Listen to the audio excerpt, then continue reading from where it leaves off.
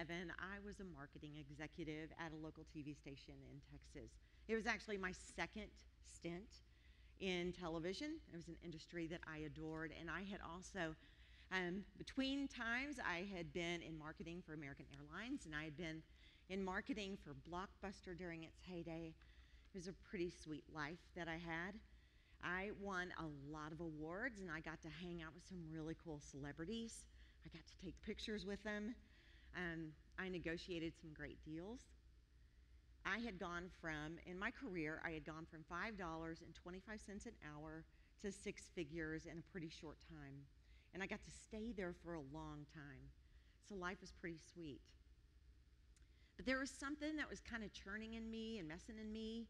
And I was trying to figure it out. And how many of you, in the midst of everything going really well, get that weird discontent thing going in your heart? Anybody else? Yeah, it's in there, and you know it's in there, and you're trying to figure it out. And so for me, it was this thing about marketing. And I was really growing weary of the idea of marketing strictly to make people money or to grow ratings. I even thought about creating a little marketing firm. And I would start with folks that were just launching their businesses or launching nonprofits, and I would help them because most of them couldn't afford marketing. But instead, I went whole hog, and I dove headlong into marketing for a global nonprofit. And it was my dream job. It was incredible. Well, first of all, it was baptism by fire. And my husband and I talked about the fact that I felt like I was going back to school, primarily because my job was 200 miles away from my home. And I would pack my little suitcase, and I would get in my car, and I would drive to Dallas. And I would work all week, and then I would get in my car with my little suitcase, and I would drive home to see my family on the weekends. Now, we put the house on the market, and so for 9 months, I had an efficiency apartment during the week. But after 9 months, when the house didn't sell, I had to come up with something else, and so my assistant allowed me to stay with her, and she was delightful, a beautiful, beautiful older woman with 7 cats. And so I got to live with a cat lady, a bona fide cat lady. But I tell you, the sacrifices, the cats, everything, it was all worth it, because for the first time ever, I thought I had discovered what my real purpose was. I was no longer marketing stuff. I was marketing reason. I was marketing service. I was marketing people. And I loved what I was doing.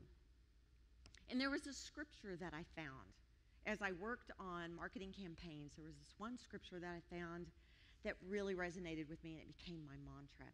It was Isaiah 1:17.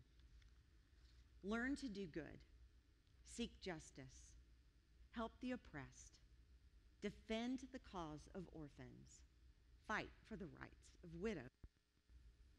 My dream job was incredible, and it promptly ended 18 months after it started.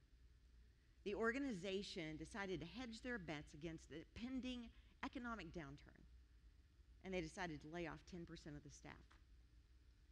I was one of the last hires. I was, for all intents and purposes, homeless, and it's really hard to do a lot of big marketing with reduced budgets.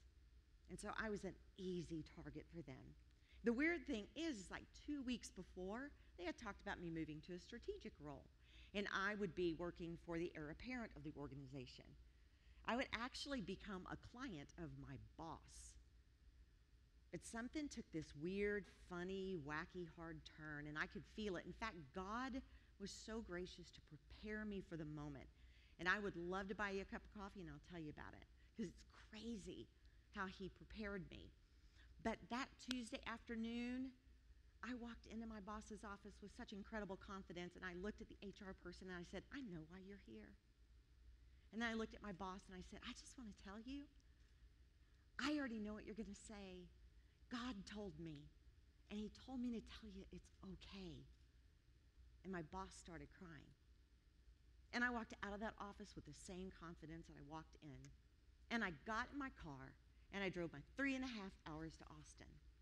And I came undone. And I stayed undone for a pretty long time.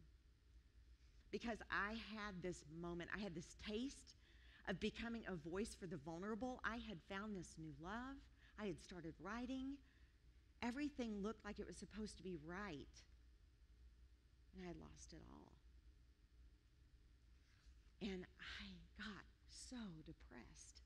Now, I thought that my job didn't define me. I thought that what I was doing was just a natural expression of who I was. But I found out in the midst of depression that my job still defined me. And I found out that without a title and without an office to go to and without all those things, I felt like I had absolutely no credibility.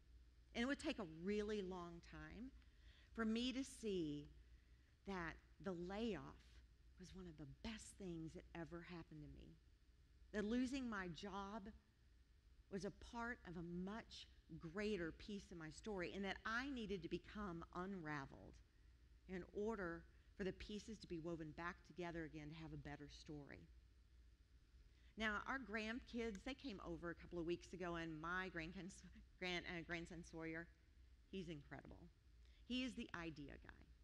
So he takes me outside. He's 5 years old. He takes me outside and goes, come on, let's go play. And so we go play cornhole. And then we play washers. And then we play washers tic-tac-toe. And then we play synchronized cornhole.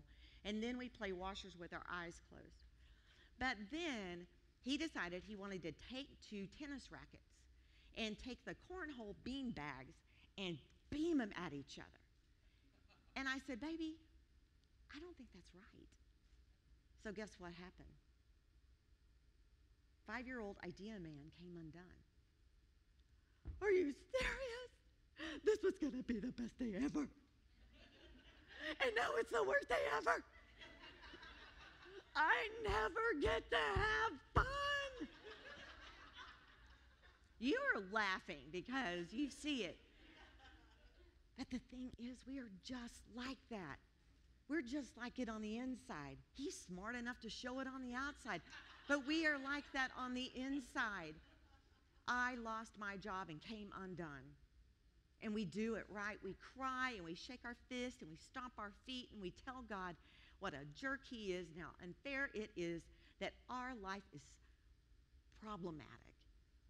And then we declare that it is the worst day ever.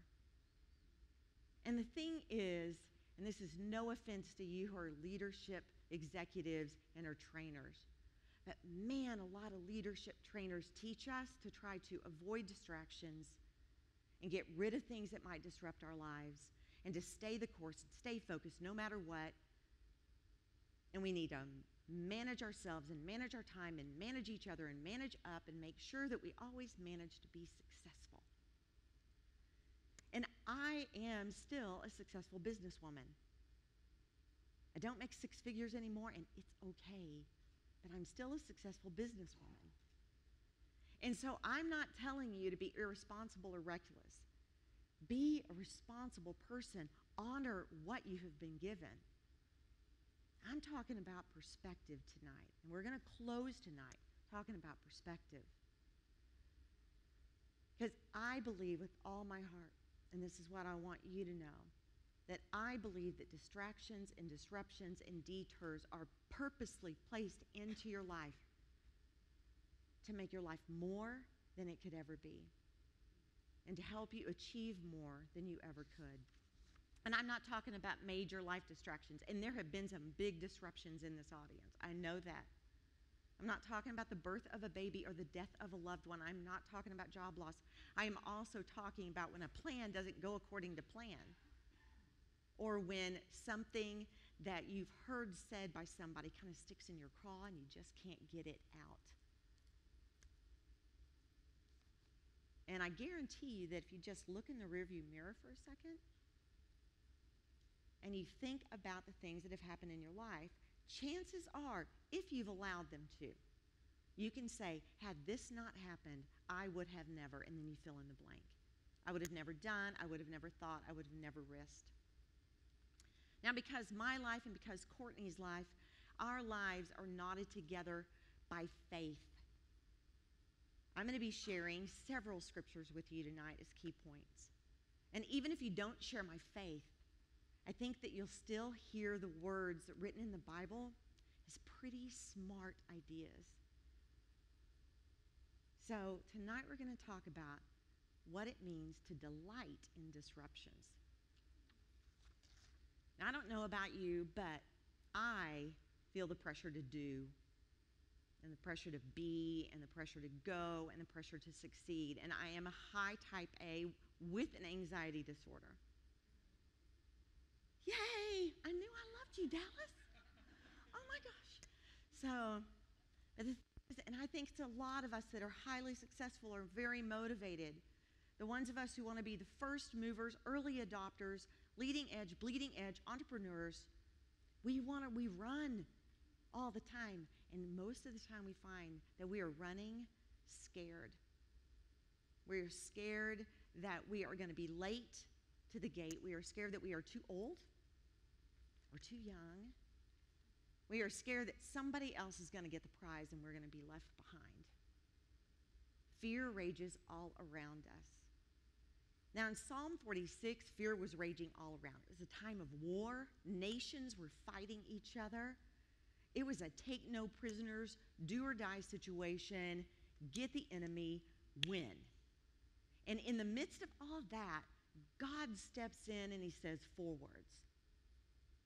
Be still and know. Now, I am a Message translation freak. I really love the Message. And in the Message, it says, step out of the traffic and take a long, loving look at me. Disruptions, they come and they will slow you down sometimes, bring you to a screeching halt. But there's a purpose in that. They slow you down so you have an opportunity to actually look at your life and look at your motivations and look at those fears and look at what you're focusing on. Disruptions can slow you down to allow you to actually look at your dreams in a different way, to see if there's opportunity that you have not seen in that dream, or to give birth to some other piece of that dream. And disruptions can remind you of 2 critical things. A disruption can slow you down long enough to let you see resources that you have been ignoring that were there all along. And disruptions can slow you down long enough to see the community that you have been ignoring all along. Community that is essential for you to achieve your dreams. Now, the same fear that can have you headlong into a brick wall can also just stop you down cold, right? You have a great idea, but the idea of actually writing the plan, or you start, but you don't finish, because fear tells you, why start? You're just going to fail. And sometimes it's not fear, sometimes it's complacency that gets you. There's a great idea, but life right now is pretty comfortable. And so am I willing to take a risk and leave comfort for a bigger idea? And then we stop.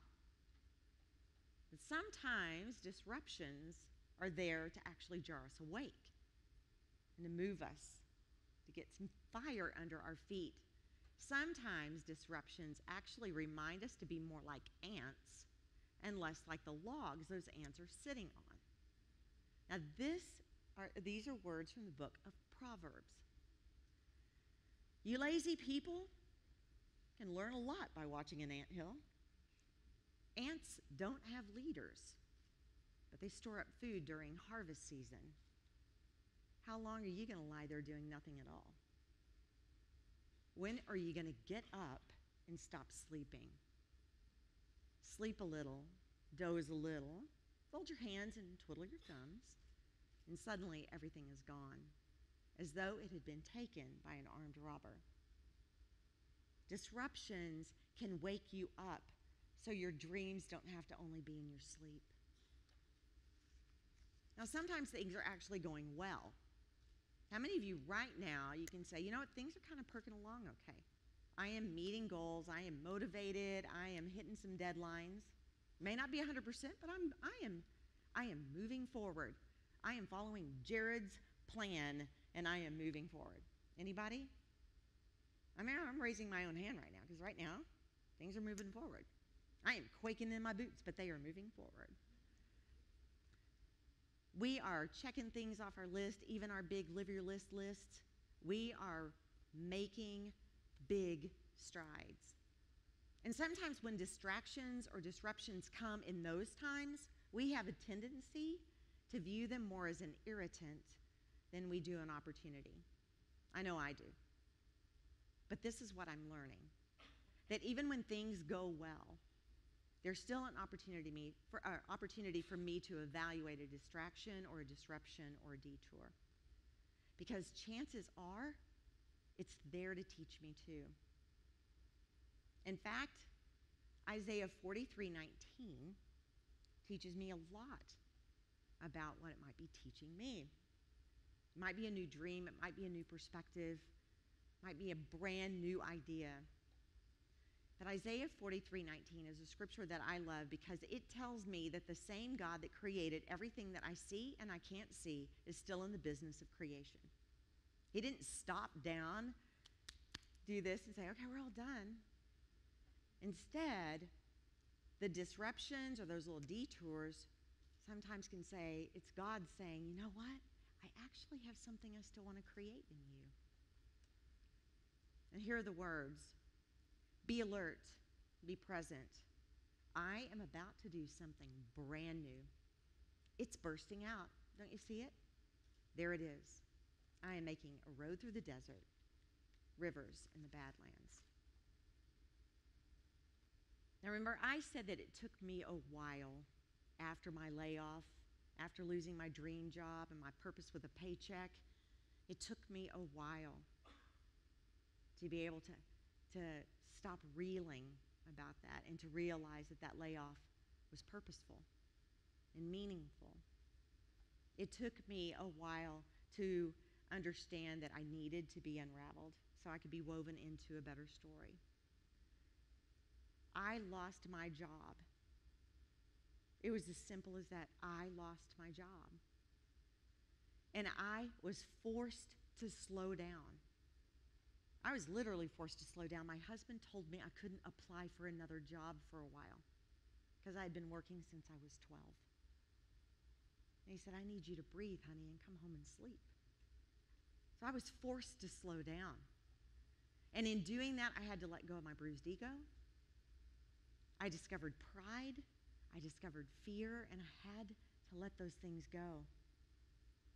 And it was a fight, and trust me, I'm still fighting to let him go. But there was this one thing that kept hanging on in the midst of working through all the unraveling. It was Isaiah 1:17. Learn to do good, seek justice, help the oppressed, defend the cause of orphans, fight for the rights of widows. That thing didn't let go because that was the thing that was going to keep me and move me forward in my dream. And today, you heard Jared, I work for another nonprofit. And I'm an advocacy journalist for an organization called Mission Network News. I have traveled the world since 2008, since I lost that dream job. I've traveled the world to get to tell story and to get to work with the oppressed. I am actually doing the very job I thought was robbed from me in 2008. But the thing is, I'm doing it differently, and I'm doing more. I'm a writer, a speaker, I'm a blogger. God had more in store. And the thing is, I had to become unraveled. I had to have that disruption in order for that to come to life. Now, I had talked about writing a book. And those of you who are in the START experiment, when we had to write our obituaries to tell everyone, well, I wrote an obituary. You guys just talked about how great you were. I figured the only time anybody would want to know how great I was is if I died. So I wrote an obituary. And I told everybody about my books. They were coffee table books. They had pretty pictures and a couple of sweet, sweet stories in them. And that's where they lived, on a page in a fake obituary, until the fall of 2014, when I sat with a woman in Jamaica at a school for the deaf, and she looked at me and said, "You need to tell our story. So where's your book, love?" That one question disrupted me and woke me up, and has led to this. There's 60,000 words in this. It's not done yet, but this is Building Eden. And it is a book of stories about women who believe restoration is a reality on earth as it is in heaven. And I am writing this book no matter the outcome, because stories need to be told, including Miss Mary's.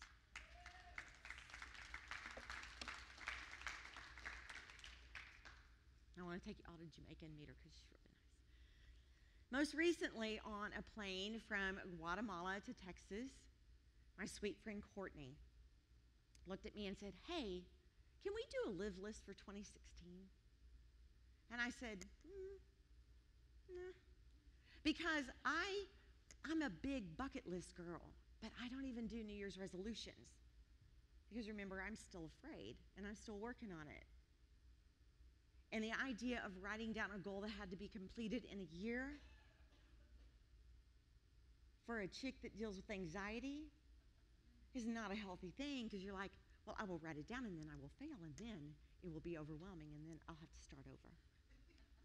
I cannot do this.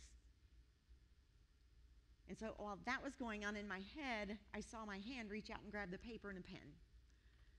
And so we sat on a plane quietly, and we wrote our lists. And then we shared them with each other. And on my list, it said, publish a book of devotionals based on the epistles. And then it had another little thing with an arrow, and it said, and have your best friend illustrate the book. I looked at Courtney's list, and it said, start a project with your best friend that will help other people. So next month, thankfully, because of Scott Kuzo, who is not here, but he is helping us edit, we are indie publishing the first volume of For You Love. And it is a book of devotionals based on the writings of the New Testament. The words are my response, and the illustrations are Courtney's response. And the proceeds from the sale of the book will go to help those who want to serve in missions. Now, it was not on either one of our agendas. We had full plates. And a lot of folks would have said, that's a great idea, but you make sure until you get everything else done before you do this thing. But the weird, crazy thing is that doing that devotional has propelled both of us to do other things. It has propelled me to finish Building Eden, and it has opened the ideas of how we can take Building Eden and do ministry with it instead of just a book. It has opened the door for Courtney to use visual storytelling in other areas of ministry. That was a detour. And again, a lot of folks would have said, don't do it, because it's a distraction. But some distractions remind you that you're still being created. So I have a question for you right now as we get ready to close. How many of you right now can say, there is a disruption, a distraction, or a detour that I know that is in my life right now? Those of you who don't have your hand raised, thank you for lying. No, just teasing.